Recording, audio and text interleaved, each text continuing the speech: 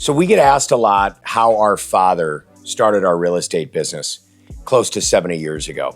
My father's family came over from Sicily, and they were Italian immigrants, and they came from very humble upbringings and backgrounds in the sense that they didn't have a lot of financial means at that time.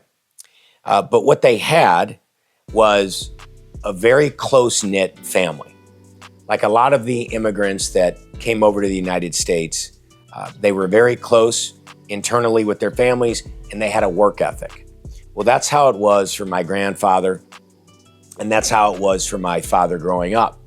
You know, they worked extremely hard, and they did whatever they needed to do to ultimately put bread on the table. And my father used to tell us that sometimes they would have a loaf of bread at dinner, and that was their dinner. But he said he never felt poor because there was so much love in the house.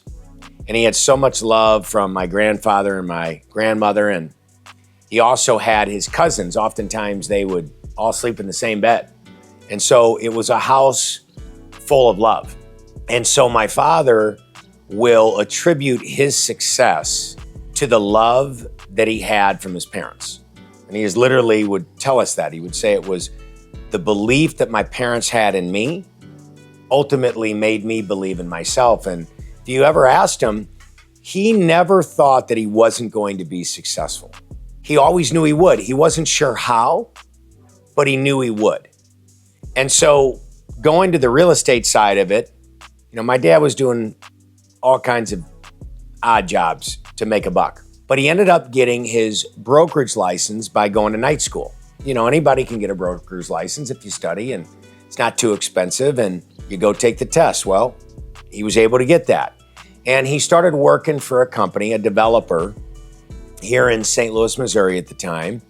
And he was the lead broker on a deal for Target. And it was bringing Target to the St. Louis market. And Target had not come to St. Louis yet, so it was a big deal.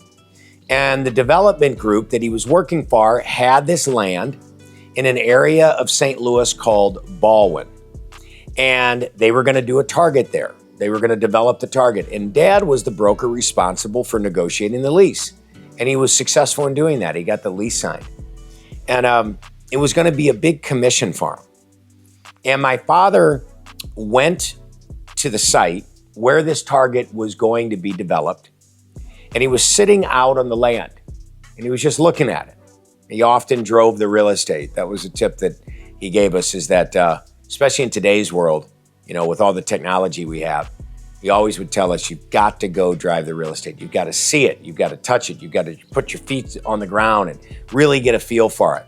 And that's a lesson that we still take with us today. But anyways, my father was sitting there looking at the land, and he was thinking to himself, how can I become a developer? And you got to think back then, you know, he didn't have any money. And becoming a developer, he thought he needed money, you know, because you've got to be able to buy land.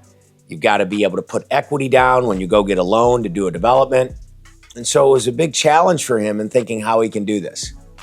And the story behind that is this story that he used to read to my brother at night before bed came to him when he was overlooking this land. So I'm going to tell you about the story real quick. It was by Earl Nightingale. And my father bought these tapes by Earl Nightingale because he was reading those tapes, or I should say listening to those tapes at night before my oldest brother would go to sleep. And this is back when my oldest brother was just a kid. And I've got 7 siblings, 7 older siblings, 5 older brothers, 2 older sisters. And so he was listening to this tape with my oldest brother, Tony, when Tony was just a kid, by Earl Nightingale. And the story was The Diamond in Your Own Backyard. And it was about a diamond miner. And the story really goes about this diamond miner that had this diamond site, but he couldn't find any diamonds in it. So he ended up selling his diamond mine to another group, and that group came in, and they ended up finding diamonds right in the backyard. And the original owner of the diamond mine had, you know, looked all over the place, but he didn't check his backyard. He checked everywhere else, but he didn't check right behind him. because he didn't think there was any diamonds that were going to be right there. Well, this other group ended up finding the diamonds. They ended up mining diamonds and they made a fortune. And so the moral of the story is that sometimes your diamond is right in front of you. It's right there in front of you and you just might not see it. And this can go for business. This can go for personal life. This can go for all aspects of life. So my father was sitting there overlooking all this land and he looked at the out parcels that were going to be in front of the target. If you've ever done a development before, you know that when you put a big anchor in there, like a Target or a big grocery store, that oftentimes in front, there's opportunities to do out parcels like restaurants or a small strip center. And so he was looking at those out parcels, where the out parcels were going to be. And the thought came to him, that's my diamond. And so he ran to a payphone and he called his boss at the time. And he said to him, hey, instead of paying me the commission on this Target deal, give me that out parcel that's in front and let me develop it. Well, they ended up striking a deal. And my dad, gave up the commission on the Target deal. Was just a substantial commission at the time. He didn't have much to his name. And instead got the out parcel in front. Well, he said, after I got the out parcel, I looked at it and I said, well, now what am I gonna do? I can't afford to do anything. So he went to a dear friend of his who had a lot of wealth, who had a lot of success. And he went to him and I said, look, I don't have any money, but I've got this great site. And if you can help me fund it, we'll go 50-50. I'll get this thing leased up. I'll do the work that needs to be done, but I need you to help me on the funding. So they worked out a deal, a 50-50 partnership. And before a shovel was in the ground, my father had that whole shopping center pre-leased. Now it was about 15,000 square feet. It was a small strip, but it was all 100% leased before they put a shovel in the ground. And it was a great success.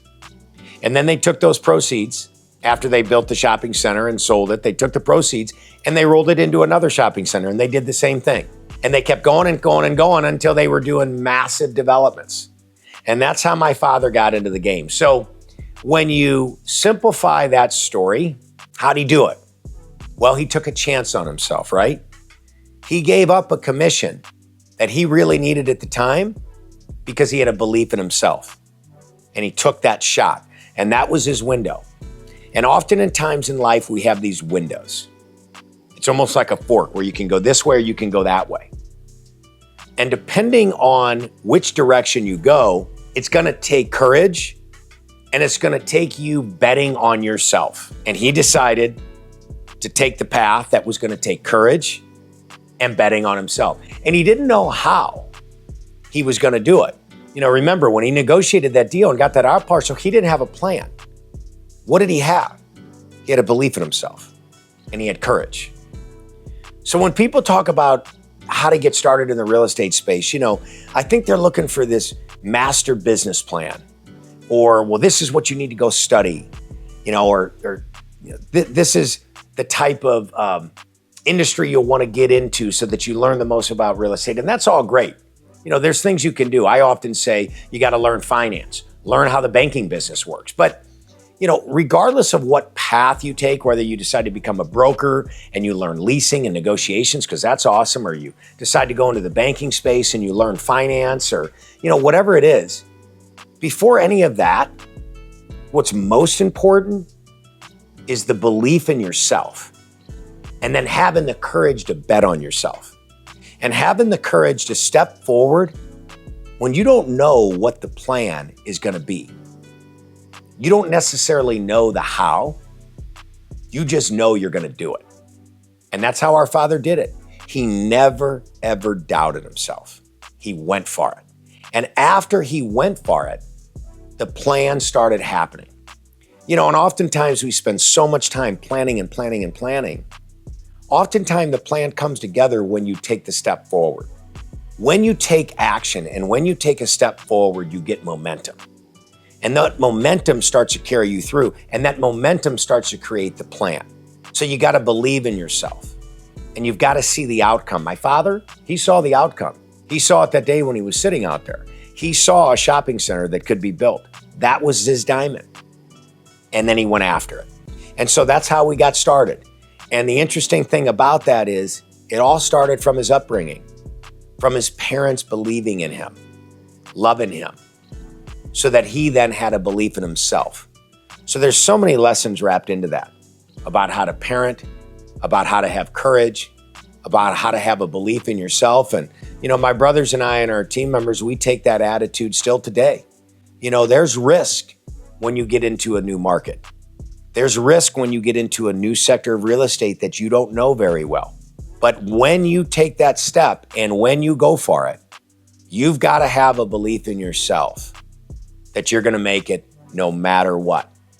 And if you have that belief and you don't quit and you work as hard as you possibly can and you do things the right way by keeping your word, by building up trust, you'll make it. Because that's the other thing Dad did. He had trust. Because without that partner, without that friendship, that gentleman that he went to, who was a dear friend of his, and his family's a wonderful family that we're all still close with today. If that gentleman had not believed in my father, it would have never happened.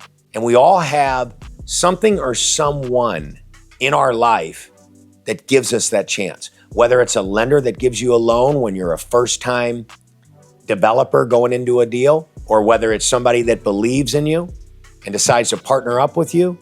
But there's always something or someone that cracks that door open that allows you to get in. But in my father's case, it was a relationship. And in the real estate space, it's all relationships. And in order for you to build those relationships, you need to have people that trust you. And in order for people to trust you, you need to have integrity. You need to do what you say you're going to do. And in the real estate space, you need to know your real estate. That relationship of my father's, he would have never invested with my father if he didn't believe that my dad could get that deal leased up before they put a shovel in the ground. He knew my father knew the real estate. And anyone out there can know their real estate. That just takes up rolling your sleeves and working hard. And that's the other thing that our dad always told us when he first got started. He said, I didn't have education and I didn't have a deep pocket, but there was one thing that I could control, and it was how hard I worked. And I always knew I could outwork my competition.